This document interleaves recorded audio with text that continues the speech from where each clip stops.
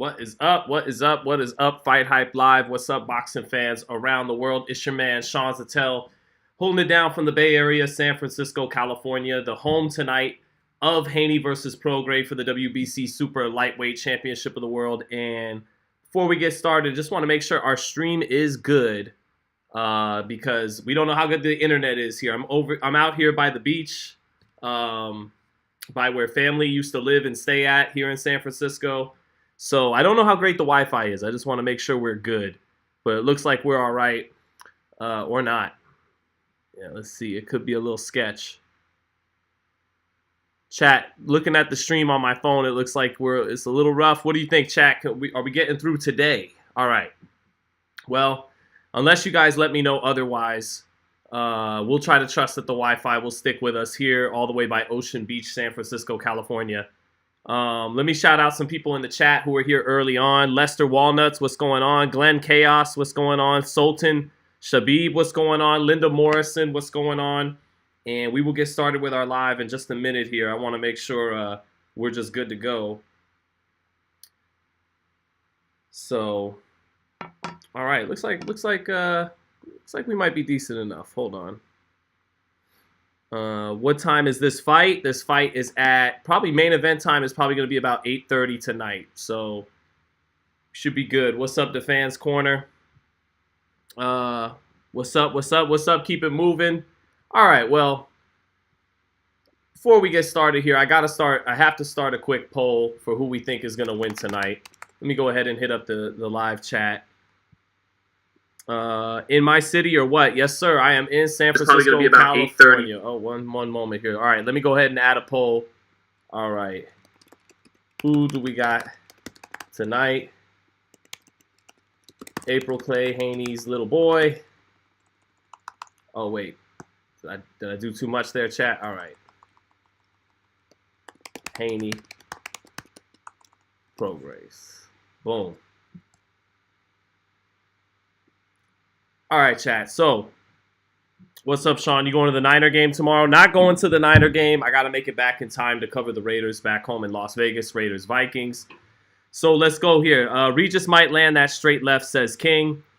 Well, here we go. That's what we're here to find out. What happens if Regis Prograis lands his left hand on Devin Haney, who has been hit by other southpaws consistently with their left hands, whether it was Jojo Diaz or Lomachenko.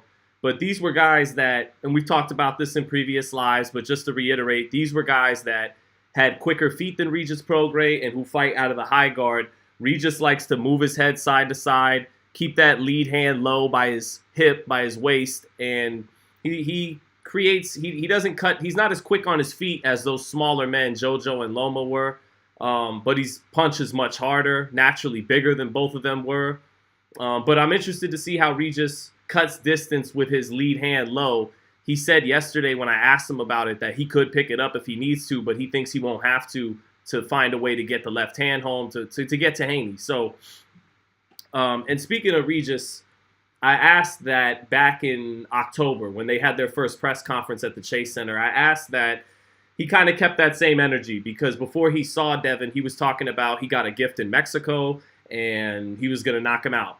And then once they came face-to-face in San Francisco back in late October, early November, when they first announced the fight, Regis kind of moved off of that a little bit and laughed it off and said, you know, like it could be true. It's what I heard. And Devin pressed him on it and really wanted him to own up to it. And he kind of backed off of it. And it was more Regis's strength trainer, Evans Tobler, who really brought the fire. And Devin and Bill were already, their temperature was already hot back in October. And Regis wasn't really there yet. And I think that Bill and Devin might have woken up the 34-year-old a little bit. I think if they had let Sleeping Dogs Lie come here to outbox the 10-year older man and just take his belt, I think they may have been able to coast to that a little bit. But I think they've awoken something in Regis. They've woken up that competitor in him. And now I think he's really up for this fight. And that energy I was hoping to see back in October, it's here this week. And Regis is talking from his chest. He believes what he says. He looks like a fighter that's all about business. And I think in Regis's mind, this fight's going to be a man versus a boy. Of course, him being the 34-year-old man, and Devin still being the boy turning into a man, despite his accomplishments. And I just think Regis is up for this. When I've heard him talk to Devin, he believes he's going to knock out Devin so much that there's a if you guys are paying attention, there's even a tinge of him telling Bill Haney, now I feel bad for what I'm about to do to your son. I'm going to hurt your son, Bill. I'm going to hurt your son. I'm going to knock your son out. Those are heavy words. And I think, he really believes that's what he's about to do. And during, when they were going back and forth, and Devin told Regis at the final press conference here in San Francisco, I'm going to beat the shit out of you. And Regis started telling him, you're not, with what power? What are you going to beat the shit out of? You can't beat the shit out of anybody. And what Regis was getting at when he said you can't beat the shit out of anybody, he wasn't just talking about you can't beat the shit out of me. He's telling Devin, you're not that guy. You're not who you think you are. And Regis and Evans Tobler have taken it to a deeper level of, you're not that guy. You're not the next Floyd Mayweather. You're not as tough as you act. You've been homeschooled. And this is Regis. This is what I'm picking up from Regis Prograis. And you're pretending to be something through a composite of your dad's, how your dad grew up, and the media you've seen, and all. You're pulling and making a composite character of what someone like me has really lived through in East New Orleans. And so from tugging on his cape a little bit, I think Regis is up for this, and he really believes he's going to knock Devin Haney out tonight in front of what he keeps saying isn't even his own hometown. And then he grabbed the mic after everything and said, fuck the Haneys. And he's been saying all week they're fraudulent. And so he's come to fight. And, he's sold this fight great. Devin sold this fight great from the jump, as did Bill, as did Evan Tobler. But the champion, who is the champion, and he has, and Regis Prograis is a deep thinking guy, well read. He has done what a lot of top fighters, great fighters have done, and he's not a great fighter, not yet. He could maybe go on to prove that at 34 years old beginning tonight, but good fighter, definitely the world champion, the glamour champ, the WBC champ. But he made sure that the first bell doesn't start when the bell rings. The first bell begins once the contract is signed, and he's done little things like tell Eddie Hearn, you ask him the question first, not me. And I'm the and he's taken everything in as disrespect, and I think Regis Prograis is ready to fight tonight. And because of that, I'm excited for what we have, because his power makes the fight suspenseful. The fight could change at any moment if Prograis connects with the kind of left hands that other southpaws have landed on Devin Haney. So I say all of that to say I'm picking Devin Haney to win tonight. And why am I picking Devin Haney? To sum it up with a few key attributes: speed, precision, skills, length, and youth, ascending youth that is getting better in his mid-20s at every fight. This is the peak ages, mid-20s into your late 20s, where especially if you're fighting high-caliber opposition, which Devin clearly is, you're going to get better and better every fight. I think we saw that with David Benavidez a few weeks ago for the Andrade fight. I think he was a better guy than you saw against Caleb Plant in March. And I expect Devin Haney to be a little bit better than the guy we saw in May, eke out a close decision against Lomachenko to defend the undisputed lightweight titles. I think Devin isn't like Shakur and Tank and even Tio to a lesser degree, where he's not this short-limbed, shorter-framed guy. He's a tall, long guy at 135, 140, and even up to 47. So I think this weight going up to 40 is going to benefit him. I wish I could show you guys some of the weigh-in stuff, but the Wi-Fi out here by the beach is so rough, I don't want to risk it. But he was bigger than Regis Prograis at the weigh-in, taller than him, and bigger through the chest and the shoulders, up top. But Regis is the puncher. Strength and muscles does not equal punching power, as we all know.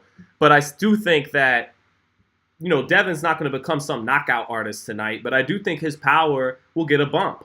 And I think more importantly than even the power, if his conditioning gets a bump, because Devin fought a very good first half of the fight against Lomachenko. Fought a good second half too, but Lomachenko won the second half of that fight. And I think part of that was Devin began to tire a little bit. He held his composure well while getting tired, but he got tired. And when Devin gets tired, some of his maneuvers, his defensive moves, his pivots out, when he pivots out to the side, they get fatter. They get less compact. And when they get fatter, he becomes more hittable. So if his conditioning is better, then he becomes that much tougher to hit the whole fight through, and not easier as the fight goes on or in the second half. And so I think that Regis is going to struggle with the length and the precision of Haney. And the best case scenario for Devin Haney tonight is that he frustrates Regis Prograis, not frustrates him by excessive movement, by not engaging, frustrates him just by being too long and too sharp and too beating him to the punch and then countering when he does get off. You know, just having the better skill set and arsenal and you know, outpointing Regis round around. And then once you get into the second half of the fight, if you do that to a lot of fighters, if you really frustrate them, disarm them, pick them apart, the tough guys, and Regis is a tough guy, they can begin to come forward without a purpose. They could begin to come forward without a real rhyme or reason or a game plan if you frustrated them and have been beating them up and sharpshooting them. And when they begin to come forward without a purpose, that's when it can lead to a stoppage through an accumulation of shots they're walking into. Maybe even without them touching the canvas, with the referee having to stop it, facial tissue busting up, whatever. And I think that's the best case scenario for Devin Haney tonight. He sharpshoots and frustrates Regis by being faster and sharper and having more of a skill set. And in the second half of the fight, Prograis increasingly begins to come forward more and more without a rhyme or a reason. And he's walking into too many shots. And that's how Devin eventually stops him. It certainly won't be with any one big shot. Even if he is hitting Regis with an accumulation of shots, he's not going to have some Antonio Moran overhand right knockout of the year. But I do think in an ideal scenario tonight for Haney, he could stop Regis Prograis through an accumulation the way I described. And for Prograis, his best case scenario, I think, is just shooting over the top with something that hits Haney hard. Haney's legs buckle badly. He struggles badly to recover. And at the moment, Prograis wins this fight by catching Haney, probably with a left hand. And at that moment, I do think if he catches Devin hard over the top, maybe over the top of Devin's jab, I don't know, but over the top, flush, that could be the beginning of the end for the fight for Devin tonight. He could get hurt to a point where even if he recovers and gets back to his corner like he did against Linares at the end of that round, Prograis is much more dangerous than Linares was at that point, even though Devin's better than he was. So, you know, I could see, and I do think Devin has undermined some of Regis's skills heading into this fight. I asked Devin yesterday I asked him after the final presser on Thursday. I said, do you think you're in Regis's head? Because Regis said to you in the face-off, I never showed those skills in all those fights, but in this fight, I've been working for 14 weeks, whatever. I'm going to show those skills in this fight. And I asked him, do you think you got in his head? Because that's actually a lie on Regis's part. He did show skills in the Jose Zepeda fight. He moved his head very well, came up with the double jab off the head movement, and eventually set up those bombs over the top. And I asked Bill and Devin, if Regis fights like that, then what kind of fight do we have? And Devin told me he doesn't have no skills. He didn't show no damn skills in that fight. He's just got power. So he corrected me on that. And then Bill asked me, was he coming forward while doing all that against Zepeda? And I said, yeah. And I go, well, if he fights like that, like he did against Zepeda, he's getting knocked out. Bill's point was, as long as Regis keeps coming forward, you know, a la, you know, Ricky Hatton versus Floyd Mayweather, as long as the guy keeps taking chances and keeps coming after me, we will eventually get him out of there, is what Bill is saying in boxing terms. And so, yeah, we'll see. I got a quick super chat from my man Hakeem Steels. Thank you for the super chat. He said, I got Haney taking it tonight, but eager to see how he reacts once Regis connects, which is definitely going to happen. We'll see, you know, if his stamina is better than it was in the Lomachenko fight from moving up to 40, he might be tougher to catch consistently with those left hands. And as he solves things more and more, as he's gotten more and more of a look at top championship level southpaws, and as he figures out how to handle that more and more, it may be tougher than ever tonight to hit him with those left hands. But Regis is a live dog tonight. He is a live dog, and I'm excited and looking forward to the fight. Let me see what some people got to say. Haney's eye is going to look like Josh Taylor's did, said Angry Casual Fan. Drummer against it says Sean's analysis is always great. Yeah. Oh, damn. Shohei Ohtani. What the hell did Shohei Ohtani just sign? Hold on. Just on a separate note. With the Dodgers. Okay, well, that makes sense. He should if he actually wants to win something. Anyways, but I do got to be honest. I do like the energy Regis has come in with, man. I always talk in these lives about how the press conference, the lead up to the fight, it often gives us a level of foreshadowing. And Regis, he's told us what it is in his mind. He's calling them fraudulent because he feels it was a weak move that they picked him once they thought he looked bad. And, to add to his point, Devin and Bill a little bit have talked already about 147 and going up there to grab another belt when there's plenty of killers at 140.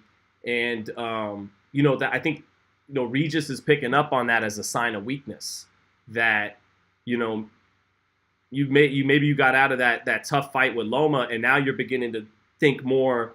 Devin's always been great business-wise, but you're thinking business sense instead of Matias, which could be bad for your health. I think Devin would beat Matias. I think Devin, I have a feeling Devin's going to be the best fighter at 140 because of all his attributes. He's just very difficult to beat with his length, ascending. He's getting better too. His potential hasn't been reached. With his length and his speed and his skill set, it's tough to go to beat, and if you can't knock him out, especially inside of 12 rounds. So, but that being said, it's like, okay, so you're already starting to try to do your Money Mayweather hustle, like wisely pick and choose. You pick me coming off a bad performance. Now instead of unifying with T.O. or really banging the door on that Tank fight at 35 or 40 or fighting Matias or becoming undisputed at 40. Now you want to call out a past his prime Keith Thurman, or something like that. So that's, maybe foreshadowing that, that Devin, if he loses fight, which I don't think he is, but it's foreshadowing that maybe he is sidestepping a direct route right away to becoming number one pound for pound. And he's already trying to pick and choose a little bit. And then if Devin does lose this fight, had an interesting conversation with my wife. I said, in being way too harsh, I was saying, the four kings, that these guys are supposed to be the new four kings: Lopez, Stevenson, Haney, and Davis, right? And they've all already accomplished some really good things, for sure. Devin's been undisputed lightweight champion. Shakur's a 3-division champ. He unified at 130. Tank has beaten some good fighters, made some big fights, made a lot of money, is undefeated, and the eye test says he's excellent. And then Teofimo, 2-division lineal champion. He's done some wonderful things in boxing already. But I'm like, if Devin loses this fight, hot off of, it's the glass half full, glass half empty thing. If you want to be a cynic, if you want to just be critical, you want to go that route instead of, the truth is somewhere in the middle. You could either be a dick rider, or you could just be a hater, a harsh critic, or you could try to find some fairness, some balance in the middle. But if you were going to go this way, you could say, between Tank, who's the oldest out of all of them, and is almost 30 and hasn't really even tried to face the other three yet, even though he's undefeated. Whether it's Tank doing that, whether it's T.O. retiring, unretiring, losing to Kambosos, almost losing to Sandor Martin, having his moments.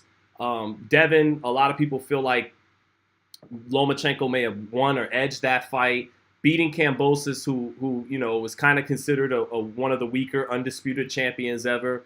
And then Shakur having the performance he had, the Thursday before the week before Thanksgiving, that really dull fight with De Los Santos. It's like, are they more the four frauds instead of the real new four kings? And frauds, relatively speaking, to Duran, Hearns, Leonard, and Hagler, not in general, but compared to them. And I'm like, obviously the four frauds is way too harsh to call them because they've all accomplished such good things already. But I'm trying to find a way to, if Devin loses to Regis, if he underwhelms, like on top of everything else I said about the other three, and then we're not even getting into Ryan Garcia, the fifth young king. My wife said they're the four kids. Then if Devin underwhelms, then they're becoming more the four kids instead of the four kings. Very talented kids, accomplished kids, but more the four kids instead of the four kings. And so that's why from Devin tonight, if he wins the fight the way he did Lomachenko or even Kambosos, even if he dominates to a degree like he did against Kambosos, he wins 9 or 10 out of 12 rounds. I think what people want to see from Devin, whether it's fair or not, is they want to see him look Mayweather-esque, Sugar Ray Leonard-esque, Sugar Shane Mosley-esque. They want to see something that not just win, but really look impressive, really look like one of the future superstars of the next 10 years of boxing. And I think that could very well start for him tonight. If he doesn't just win, like I don't doubt that he's gonna so much that he's gonna win tonight. It's how he's gonna win. Can he produce something special? Diego Corrales finally got in the Hall of Fame. Ricky Hatton got in the Hall of Fame. They both got inducted alongside Michael Moore and Iron Boy Ivan Calderon from Puerto Rico. What Floyd Mayweather did to Diego Corrales and Ricky Hatton was special. He stopped those guys, dropped them multiple times against two dangerous fighters. And so I think that's something we kind of want to see from Devin Haney tonight, is more than just win. Prove to people that you're the best out of the four kings. You're the most sustainable. You're the one that can, who's still the youngest out of the four kings, I think, is Devin Haney. I think Shakur, Tio, and Tank are all a little bit older than him. That you're the youngest and the most sustainable because he's the biggest out of the four. He's the one that can move up the most weight classes, always all the way to 154. So to not just be one of the best fighters, because Devin's already probably top 10 pound for pound. In my eyes, he is, in the latter half, but he's there.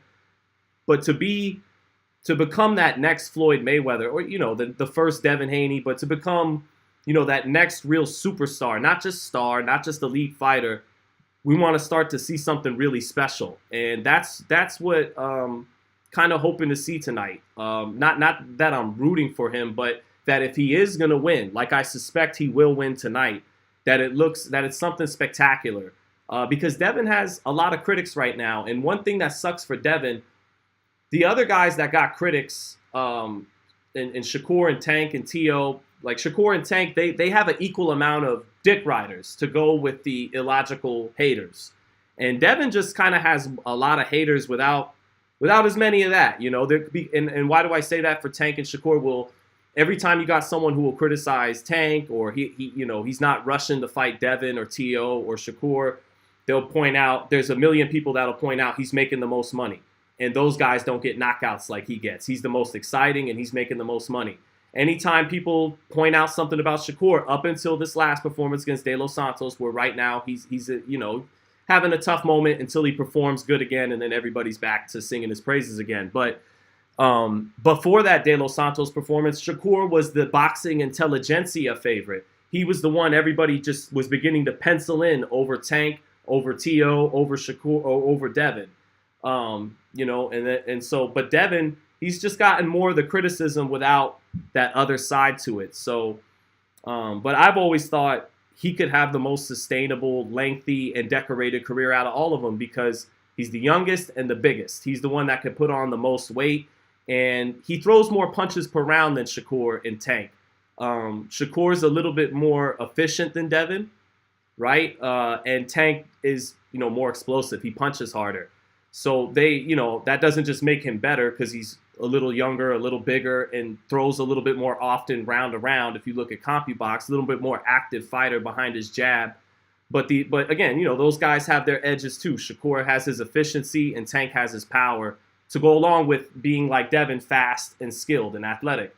So, but that being said, I think Devin is on a Hall of Fame trajectory. I do think he wins tonight, but Regis is a live dog. I'm very curious if Regis can win the fight by knockout at some point, by tying Devin with a left hand. And this fight for Regis may come down to determination as much as it does skill, because, Regis is the guy who's going to have to walk through fire to get the knockout. And, we'll see. Usually the guys that are comfortable walking through the fire, they fight out of the high guard, and he's used to being the more athletic guy.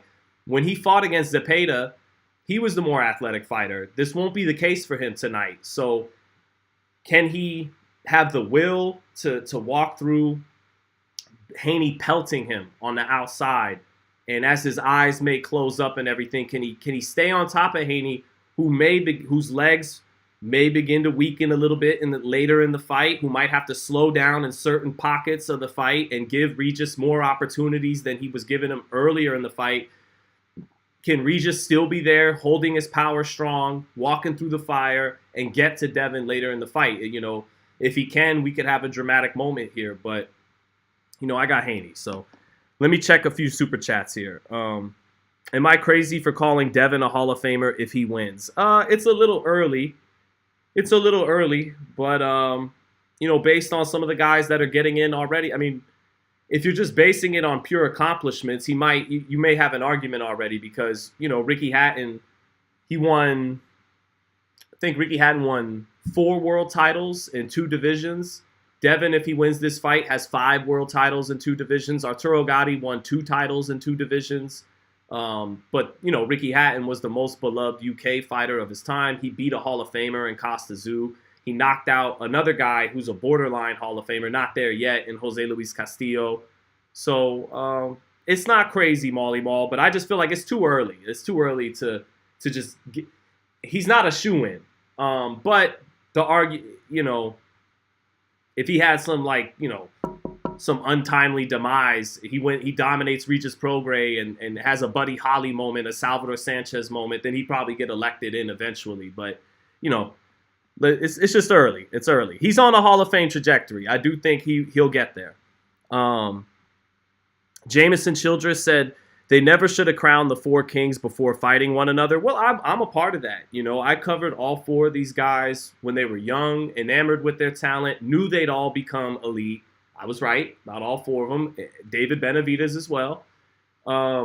So because we love boxing, we're in a rush to show the world there's still great fighters in boxing.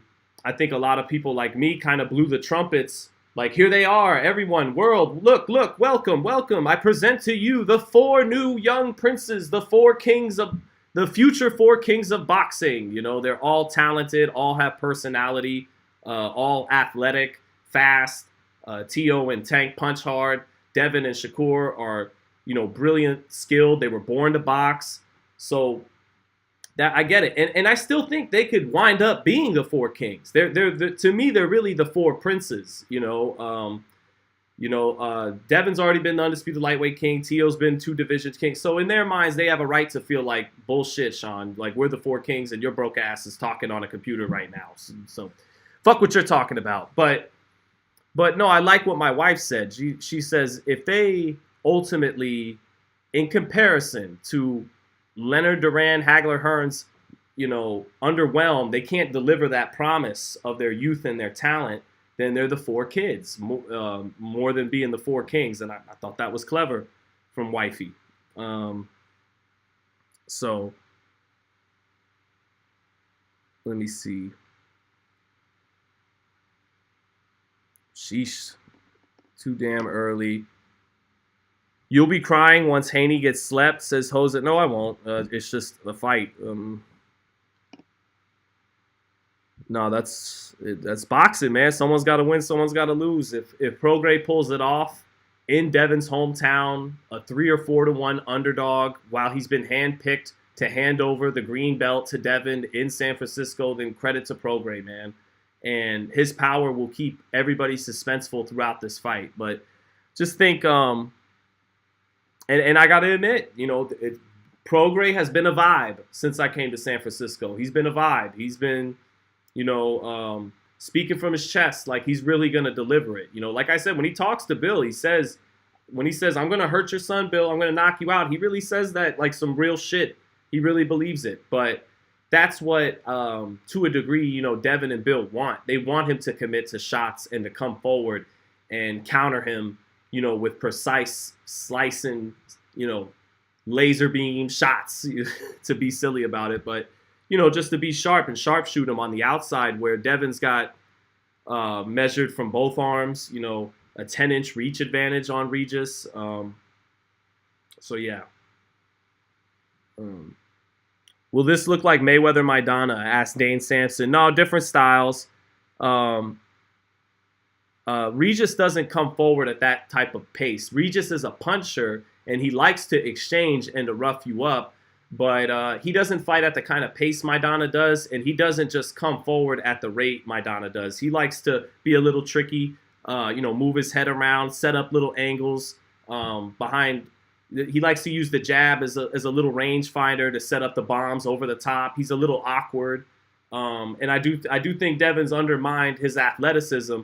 Lomachenko's very athletic with his quick hands and quick feet, but Regis is athletic too, and he's one of the most athletic fighters Devin's gone up against. So, I'm interested for this. But the last shall be first said he's just too fast, Devin. If you're saying Devin's just too fast for Regis, I kind of agree. I just think he's going to be too sharp, too long, and too precise. But we'll see. This should be a good fight. Whoever wins should get credit. Sports are supposed to be competitive, says CW. Yeah, I mean, it is a good fight, and that's why I'm looking forward to it. It's a good matchup. I give Devin a lot of credit for fighting Prograis in his first fight at 140. He's fighting the WBC champion in his first title fight. That's the stuff De La Hoya used to do against Javier Castillejo. Floyd Mayweather did against Jose Luis Castillo. Manny Pacquiao did against David Diaz. That's the stuff great fighters do. They move up and they fight for the glamour belt, the WBC belt, in their first fight in a new weight class. So I do love that Devin's doing that. A lot of the great ones before him did that.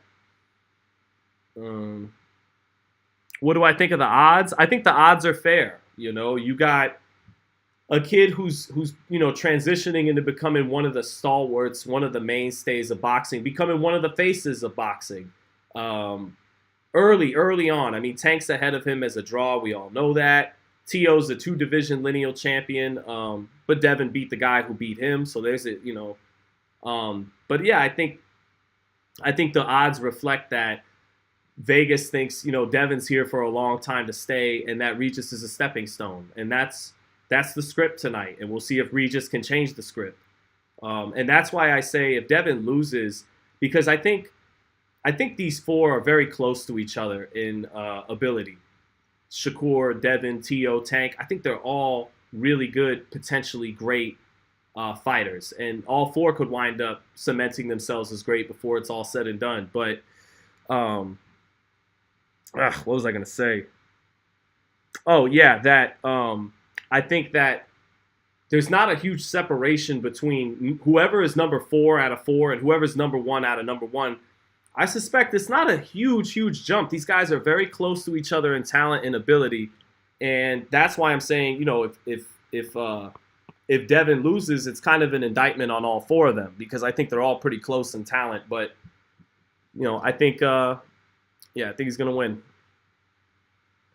Tom Brady's burner says, thoughts on the city of San Francisco? Pretty, right? But homeless like a mug. Yeah, the homeless problem sucks. I lived here in 1998 for half a year as a youngster, moving from New York, and then had to live here for a little bit with my grandparents before getting to Las Vegas.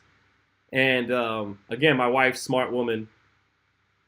Walking around, it just feels weird because we're entering the post-industrial era. We're industrial. Certainly the peak of industrialization has passed. The building a million buildings, building a million skyscrapers, all that stuff. So, like coming into San Francisco, it's weird because it's this beautiful city, and it really feels like. And when I go to New York City too, When you go to LA, it feels like some Mad Max shit. Like it's weird. It's becoming dystopia. But San Francisco and New York feel like Rome. Like this was a once great city that's still great because all of its architecture remains, and you could feel the greatness and all of that. But it's from the past. It's a city from the past. It's from, in this case, from the industrial era.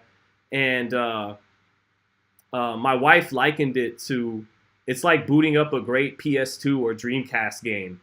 It's like you boot it up and you're playing it, but it feels deserted. It's like, oh, this game is so good that you admire the craftsmanship, memories come back, nostalgia comes back, you admire the craftsmanship. Man, they don't do it like this anymore. But it's an eerie feeling of like you're visiting a graveyard, a place that has already peaked. And that's kind of what it feels like. That's beginning to be the vibe when I go to a lot of great American cities like New York City or San Francisco. Vegas doesn't feel like that because Vegas is being just modernized with whatever the next wave of society is implementing, but San Francisco still largely looks like it did in 1955. So it's a beautiful city, but that's the best thing I could liken it to is like booting up a great PS2 game. You still marvel at it. You're like, oh, they don't do it like this no more. You admire the craftsmanship, but it feels a little eerie. Like no one, that's the best way I could put it. So yeah, Dallas becoming the best city in the U.S. Yeah, I mean, places like Dallas, places like Nashville, Las Vegas. These are places just adapting with the times on the fly. But other cities like New York City and San Francisco, their architecture is so old, and it's their culture and everything, and it's so cemented for literally over 100 years that, yeah, you feel the old guard, the old era when you go there. So anyway, Henderson, Nevada is a rough place. Must have been hard on Devin. Well, that's the thing. And that's what I'm getting at by Regis is a vibe.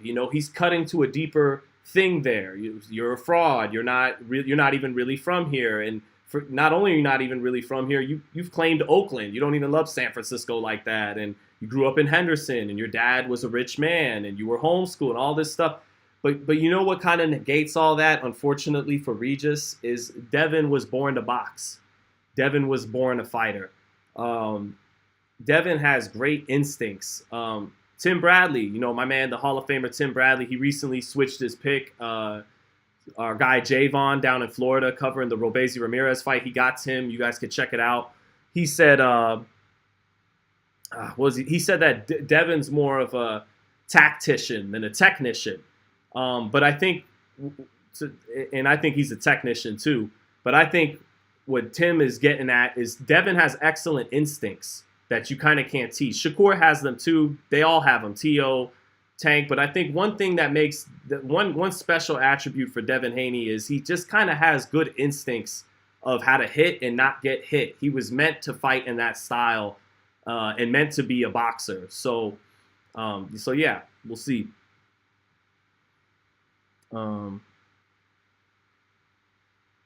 So let's see. Regis better pay his strength and conditioning coach for selling this fight. Well, yeah, and not just that, but he's fired his man up. He's done his thing. Evans Tobler, I haven't even interviewed him in the lead up to this, but he has promoted the fight great. Shout out to Evans Tobler. He's made it fun. So much love for Haney and not much for Bud, who has shown more greatness, Sean, says 1689 LBC. Well, Bud is, a greater fighter than Devin Haney. I mean, he's 36 years old, 3-division champion. Devin, as of right now, is a 1-division champ. I think he's going to be 2-division tonight, but I mean, Crawford is a better puncher by far than Devin's ever displayed. He's a better counter puncher than Devin. He's went up more divisions and been undisputed in 2 weight classes. And again, displayed that kind of power Devin has never displayed. He's won every fight as a welterweight by knockout, and every fight he's had at welterweight, beginning with Jeff Horn, has been a title fight. So I have no issues ever going over Crawford's accomplishment and what makes him a first ballot Hall of Famer. That the second I see his name on a paper, I'm checking it off. So yeah, to answer your question, there is no elevating Devin Haney above Crawford. Now, I think Devin, he projects to finish greater. He's on a projection right now that he's going to finish with more accomplishments than Crawford, because at Devin's age, Crawford was gearing up to fight Breedis Prescott in his first fight ever on HBO. And that was a non-title fight. He wouldn't go on to be a world champion until 2014 against Ricky Burns, actually. Terrence, I want to say, was probably 26, maybe even 27 by the time he did that. Devin Haney was undisputed at 23 years old. So Devin, when it's all said and done, made very, very well. If he keeps up on this projection, he's going to surpass Crawford in accomplishments. And yeah, but yeah, as of right now, since you're kind of asking me to do it, yeah, Crawford is a greater fighter than Devin Haney. Jameson Childress said, at the end of the day, not being from the streets won't matter if Haney goes in there and beats him. I agree. And I think he is going to beat him with skills, precision, speed, length. And if Regis begins to come forward without a purpose, he could get stopped. So, yeah. Isn't that kind of what we're hoping to see from Haney tonight? Is not just a win, not even just a clear win. If he does those things, great. 2-division champion, all that. But I think we want to see something Mayweather or Leonard-esque, right? Something really impressive. Something that says what I think this kid has had in him since I watched him at 15 years old sparring Sean Porter. Something that says he's going to be the best fighter in the world, like Bill Haney has been saying for a while. Because, I think he's a shoo-in to be a top 10 pound for pound for basically the next decade. I'm saying that. I'm on the record with that. Been right with Devin this whole time through. But let's see something tonight. And high expectations being placed on him, no doubt. Let's see something tonight that makes us say he could become number 1 pound for pound. He could become the heir to the throne. Let's see if he could do that. So, and if Prograis catches him over the top with a left-hand bomb, God bless him. He pulls off the upset. Props to the 34-year-old champ who's going to get the biggest paydays of his career going forward. And Regis, one thing I wonder about Regis too, and credit again to Devin for fighting him, there was a small period where it felt like Regis might have been getting set up to fight Tank at 140. My wife's sending me pictures of my son hanging out here in San Francisco. But Regis, if you guys recall, he fought Juan Heraldez on the co-main event of Tank versus Santa Cruz.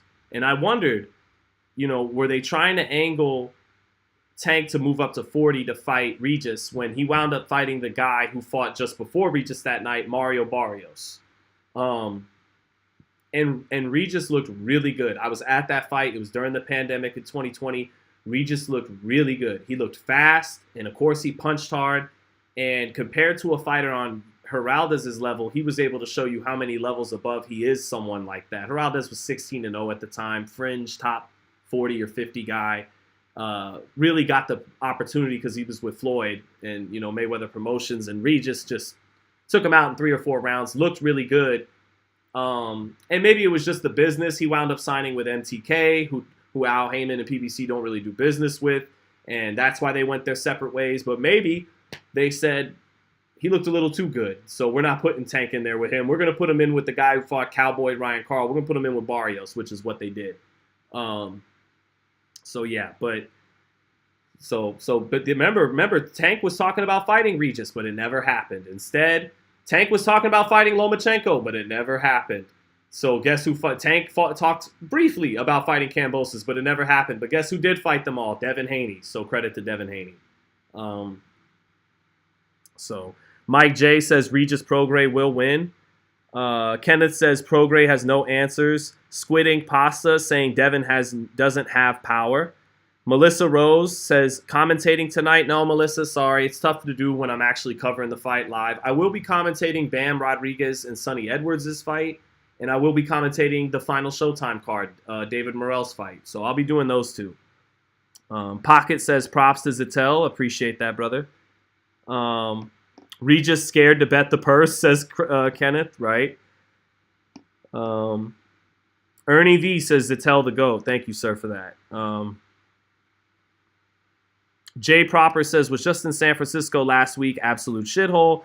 They should have done the fights in San Jose at the SAP Center. More parking and less nonsense. Yeah, but Jay Proper, there's something to the mystique of the city of San Francisco. So, the 49ers don't even play here anymore, but they're still called the San Francisco 49ers, so there's still a mystique here. And by the way, that is one of the saddest things about when I come back to San Francisco is that the Niners don't actually play here anymore. When I was a kid in 98, 99, 2000, you couldn't go down a block in San Francisco without some 49er flag, some 49er hat, some 49er hanging in the convenience corner store, something. And, when you come here, since they moved to Santa Clara, it's not like that anymore. It's a long shot away from the Joe Montana, Steve Young days when it was 49er fever all through San Francisco. But speaking of that, one thing that was cool, I was down at Fisherman's Wharf having dinner last night. Skoma's is the spot, and I'm leaving Skoma's, and when I'm crossing the street at the wharf, I see The Dream Is Coming. I think I might have it in my phone somewhere. Oh, my phone's charging over there, but maybe I could quickly share on YouTube something. Hold on. Let me see this chat. But anyway, I'll just explain it. I'm leaving the dinner at Fisherman's Wharf. Fisherman's Wharf, if you guys don't know, one of the most famous parts of San Francisco. And I see a big ad that says The Dream Is Coming. And then it shows Devin Haney and Regis Prograis. And I thought, damn, man, I never thought there'd be a day I'd be on Fisherman's Wharf and I'd see a boxing title fight promoted. Remember, this is the first title fight coming to San Francisco since Floyd Mayweather fought Jesus Chavez at the Cow Palace in 2001 with, I think, Manny Pacquiao and Agapito Sanchez on the undercard. So this is the first big title fight in San Francisco in 22 years. So it was a trip to be in Fisherman's Wharf and see Devin Haney's face and Regis's face everywhere. And that's what's telling you that Devin's really starting to move the needle. He's sold out 18, 19,000 seats tonight. He's on his way. He's on his way, chat. Shakur, he sold about 4,000 or 5,000, maybe 6 or 7 at T-Mobile against De Los Santos.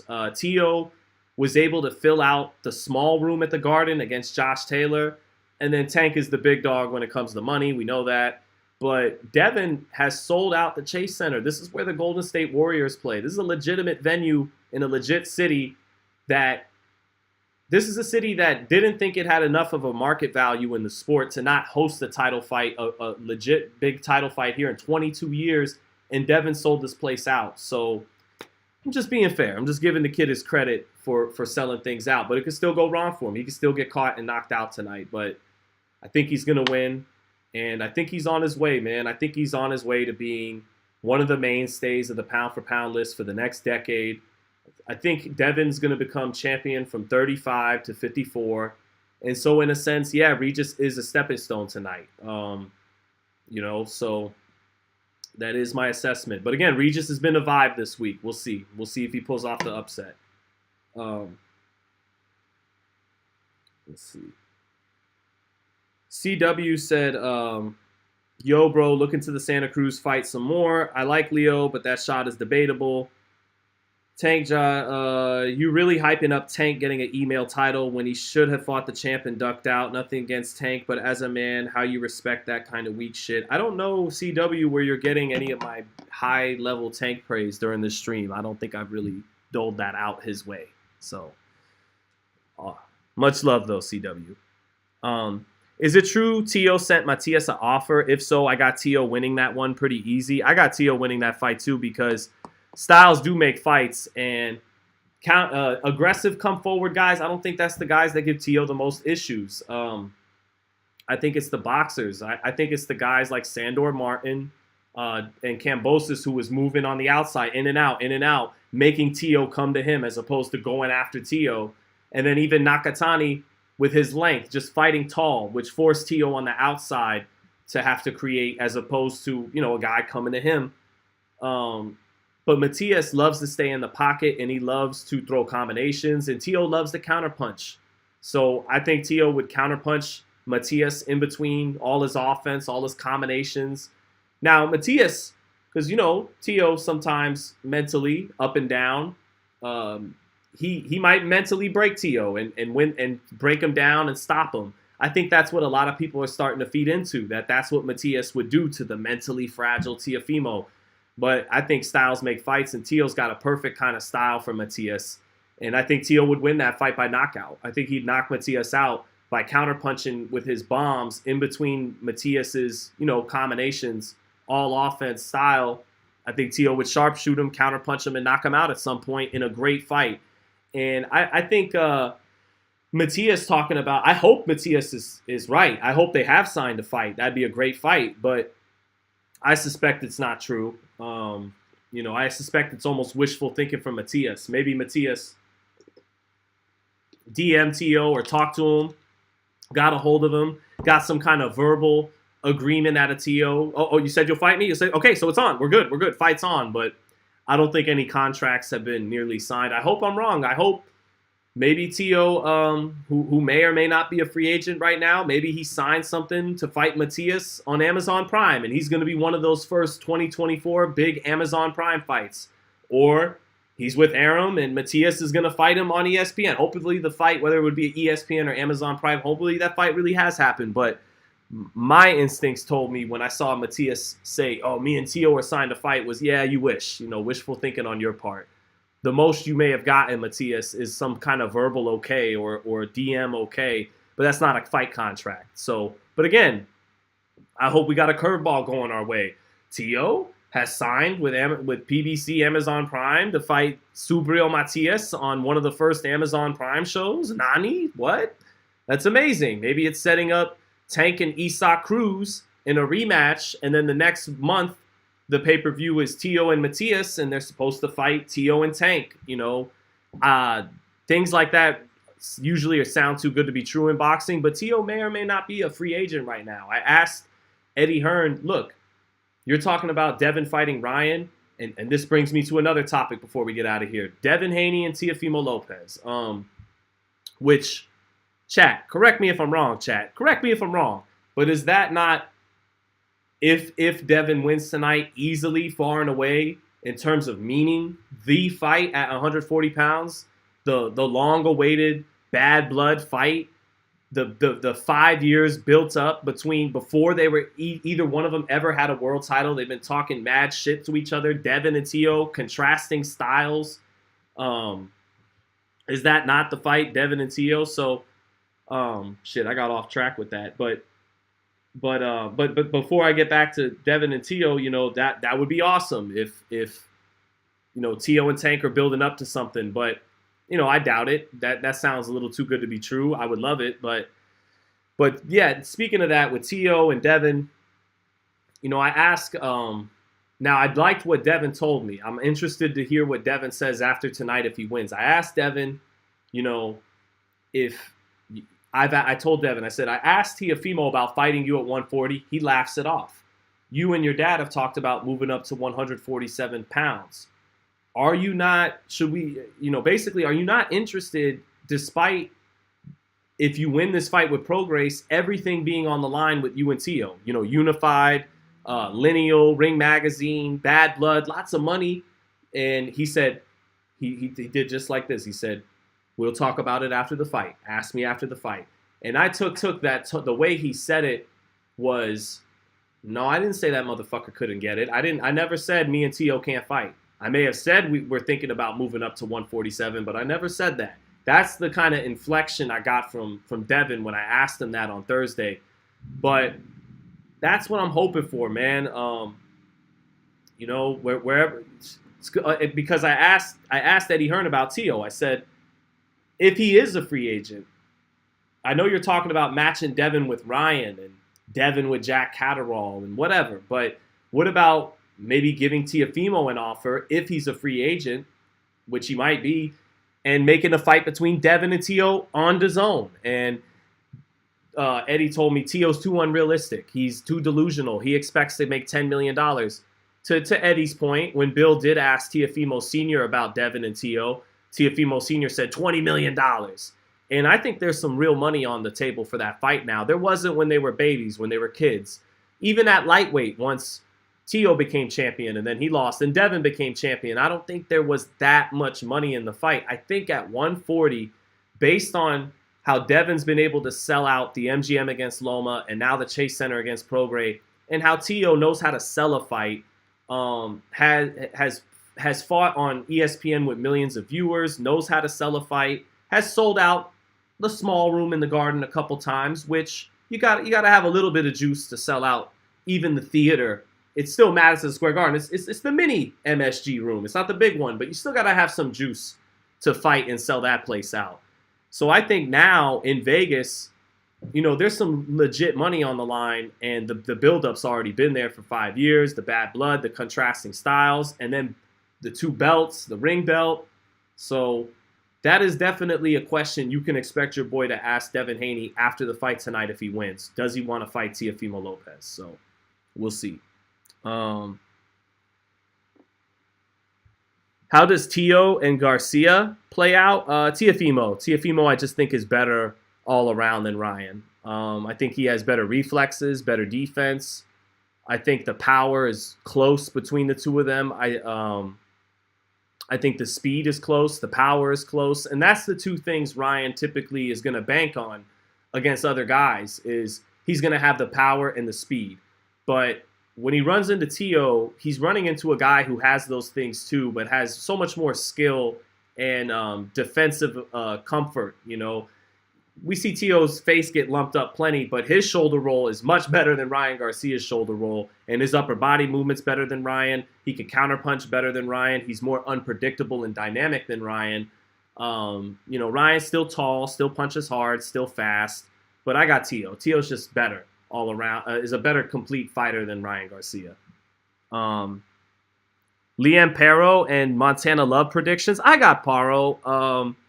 I think Montana Love, he had a good performance against Ivan Baranchek, who had already been knocked out. But he had a good performance against Baranchek. But Montana Love in that fight in his hometown, when people say he jumped out the ring and became uncomfortable, did all kinds of weird fouls and weird tactics.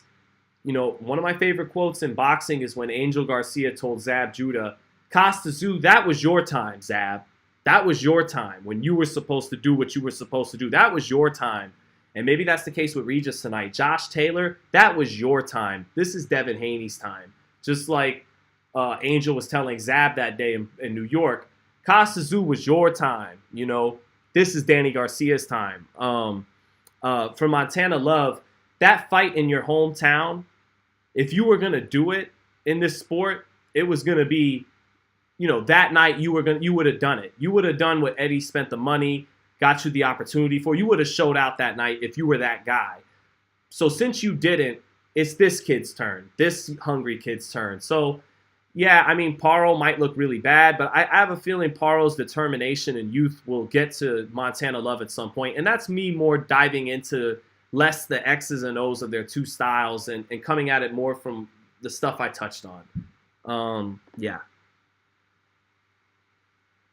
So, yeah, but that great quote by Angel Garcia, that might be the case for Regis tonight. Look, I know you punch hard. I know you're still a champion. You won that belt off Zepeda. But if you were really going to be that guy, your time was in Britain, was during that tournament against Josh Taylor where you fell a little short. That is when you were going to be that guy. That time passed, and it's this kid Devin Haney's time now. And you're not going to get in the way of this ascending force. As hard a puncher as you are, and as dangerous as you are a stepping stone tonight for something greater, a greater career than what you've gotten up to this point. So we'll see. That's why I say, that's why I almost feel like, yeah, like we could either have the potential true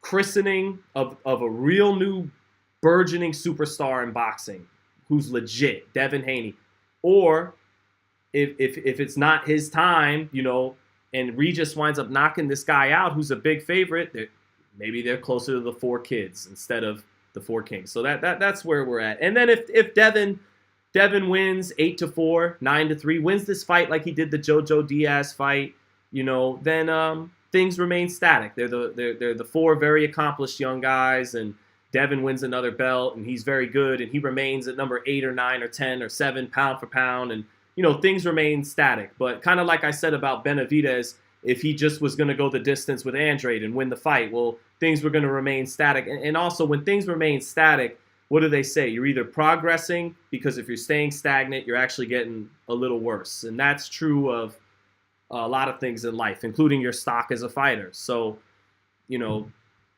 that's what we hope to see. I hope to see something special tonight, whether it's a Regis upset or whether it's Devin showing out. We'll see. Do I think Richardson Hitchens' name should be in the mix of the top 140s? I think it kind of is in the mix. I think he's a tough out for anybody, but he's still got to grow and still got to get comfortable in the ring. He doesn't have the experience these other guys have, doesn't have 20 fights yet under his belt, hasn't been in a title fight, so he's still growing, and he doesn't sell tickets, so none of the champions or big names are in a rush to fight him, and nobody's begging for them to fight him, from the public. But Richardson's undefeated. He's hard to beat. He's fast. He's long. Still getting better. I liked his second to last fight more than his last fight against Zepeda. But yeah. Haney will not last for long, says Hala Adre. I disagree, but we'll see tonight. I think he'll be a mainstay. So, Sean, who do you say are the 4 horsemen of this era? Canelo, Crawford.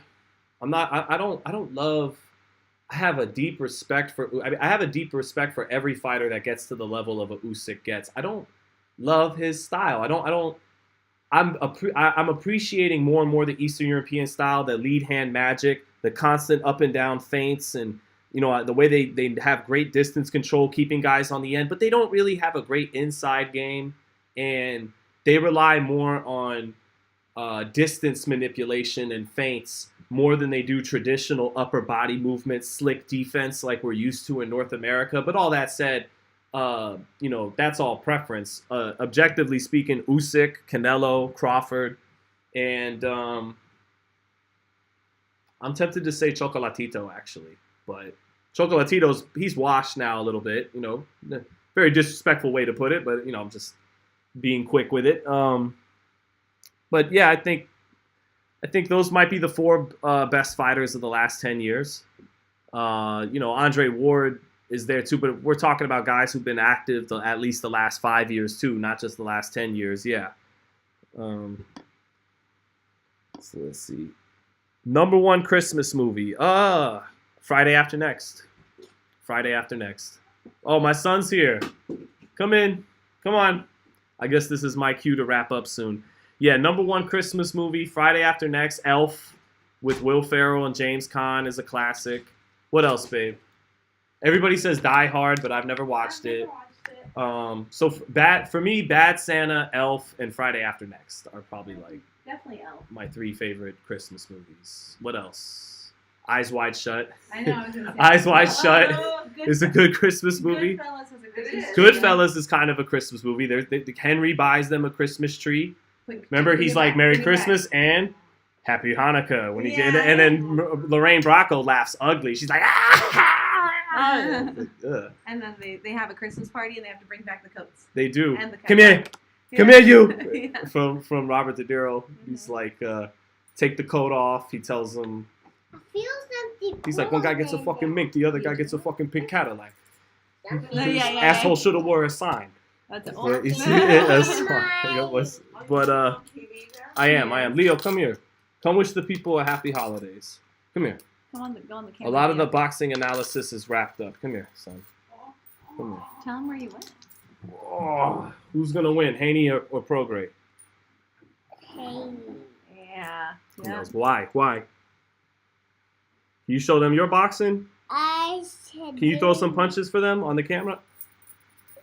Oh, because he's got the chains. We got some work to do. Well, he's got chains. He's got quarters from the arcade in his pockets weighing him down. It's a technique. Go ahead, baby. Daddy's gonna wrap up, okay?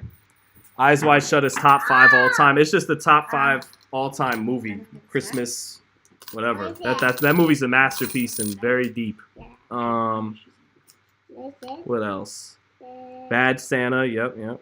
Who wins, Montana Love or Liam? I answered earlier. I got Liam, man. I think Montana Love showed us something that you don't want to see in a fighter in that fight he had in Cleveland, where he got himself disqualified. So Liam Paro's tough, and I think he could win this fight just on grit as much as actually being a better fighter than Montana Love. Montana Love is a talented guy.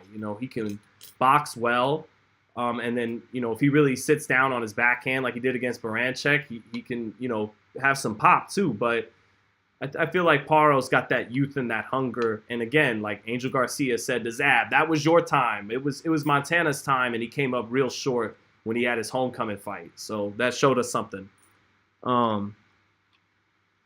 So they said, bro, that's literally the same person. He's your twin. Is San Francisco as wild as it seems on TV? Yeah, I mean, if you go to the Mission Hill or the Fillmore, the Haight Ashbury, yeah. I mean, you see a lot of weird shit, yes. But not, other spots are very nice. I told them your video game analogy, that being here is like booting up a PS2 game.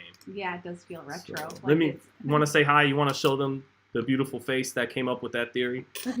Say hi to the people. Merry Christmas from the Zittels, it looks everybody. bigger now that Sophia's almost here. Come here, get in there. Hello. Merry Christmas from the Zittels, everybody. Merry Christmas. But all right, chat, is there anything else we got to talk about before we get out of here? What do you think about Naoya Inoue versus Brandon Figueroa? I think Brandon Figueroa gets hit too much, and his Antonio Margarito bully style against the power, even though Inoue is so much smaller than him, he punches so hard, as we still see at 22. I think he's still going to hit very hard at 26. He lands too precise. He knows how to kill the body, so that if Brandon Figueroa is getting his Antonio Margarito on, he's just huge and taking everything well, he'll drop that hook to the body, Inoue will, and he'll hurt him to the body. I just think Inoue is just too many levels above him in speed and skill and precision.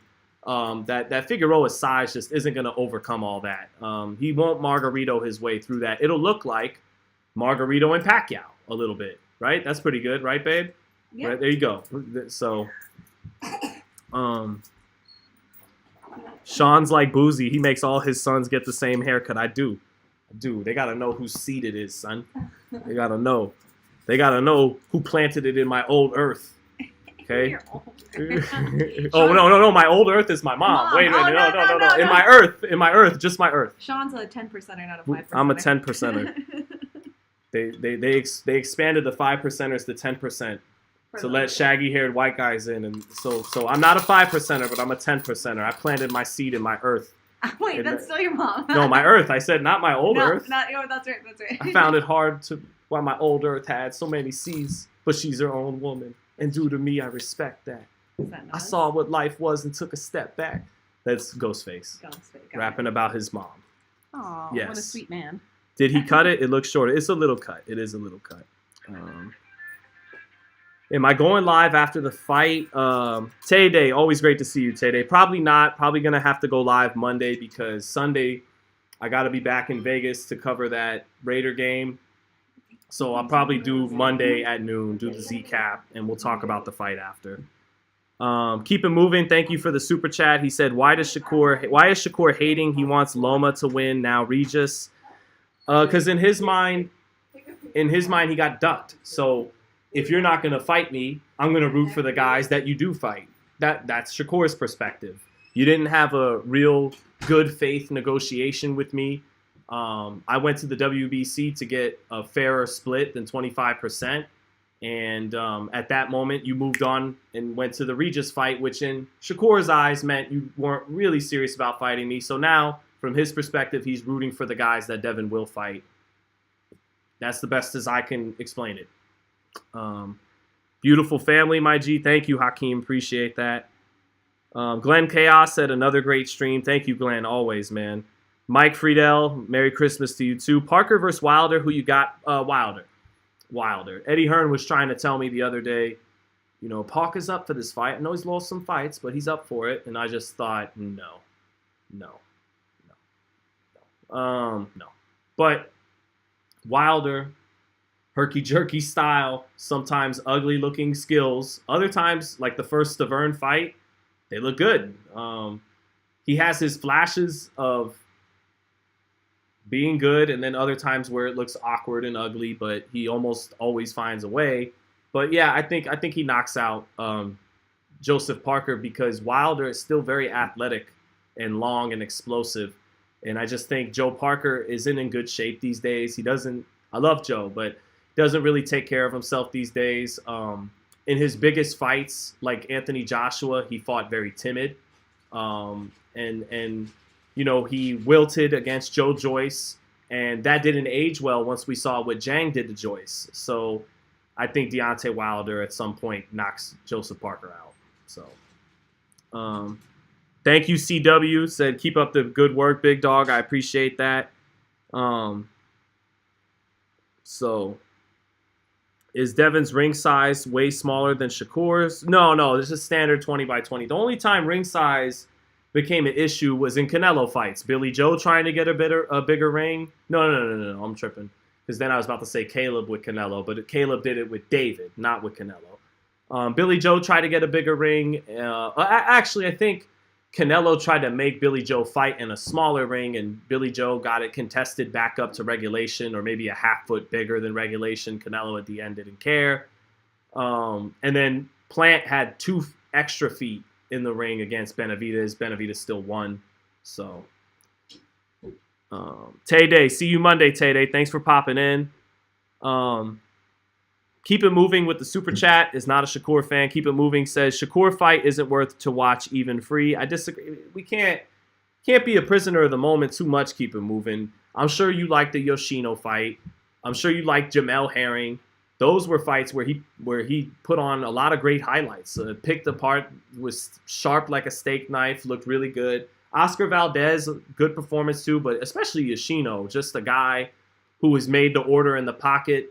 That fight was very entertaining from Shakur. So was Herring. So, you know, let's not hey, I called a spade a spade. I said it was one of the dullest fights. I said it joined the bad fight Hall of Fame with Chris Bird, Davario Williamson, Seth Mitchell, Jonathan Banks too, Robert Easter, Francis Barthélemy. I mean, it was a stinker for the ages. De Los Santos and Stevenson. But the fight was 2 or 3 weeks ago. I'm mentally moving on from that, and the slate is clean, and I'm ready to see Shakur perform next. And it's probably going to be a really good performance because 85-90% of the time, sans Nakatia and De Los Santos, what are those? 2 fights out of his 20-fight career. So 90% of the time, he's been very fun to watch. So I think he'll get back to that next time out. But do appreciate the super chat. The DZ6 said, Sean, you can't be going MIA on us like that. I was bored at work this week. I apologize. I do gotta stay on top of it a little bit. My bad. Your boy could get a little diva-ish. You know, sometimes getting my interviews gets tough. Getting things done in boxing gets a little tougher than I want it to be, and I get a little bit on my diva-ish. I go, no, I don't want to go live today. God damn it, I'm irritated. So I apologize. Heisenberg, see you later. So all right, chat, everyone. Oh, Fury versus Vlad. You're right, CW. Fury versus Vlad was terrible. It was pretty bad. So to make it political for a second, I remember me and my boy who loves boxing, we were watching the Clinton and Trump debates, and we were like, this is kind of like Fury versus Vlad. Like, it's so important, and it has such stakes. You know, the heavyweight championship of the world hangs in the balance. The presidency hangs in the balance, but it's so bad. But one guy, Fury, Trump, is letting his hands go, at least, and the other person is doing nothing. So they win, and that's kind of what happened in both scenarios, you know. But just I remember making that analogy when we were watching it back in 2016, 2016, me and my boy Steve. But all right, guys, I'll see you guys later. Before I make more bad political analogies, I'll get out of here. Do your best interpretations of some ring introductions, says Axon. From the four corners of this ring to the four corners of this very world, the fight starts now! There you go. All right. See you guys later. Peace out. I will be at the Chase Center. Come say hi if you're in the building tonight. And I'll see all of you guys live Monday for the Z-Cap. Let's see what we get tonight. Let's see what we get. Regis's power will keep us in suspense. Let's see if Haney is on his way to superstardom and a first ballot Hall of Fame caliber run throughout his career at just 25. Let's see. I'm looking forward to it. I'll catch you guys soon. Peace.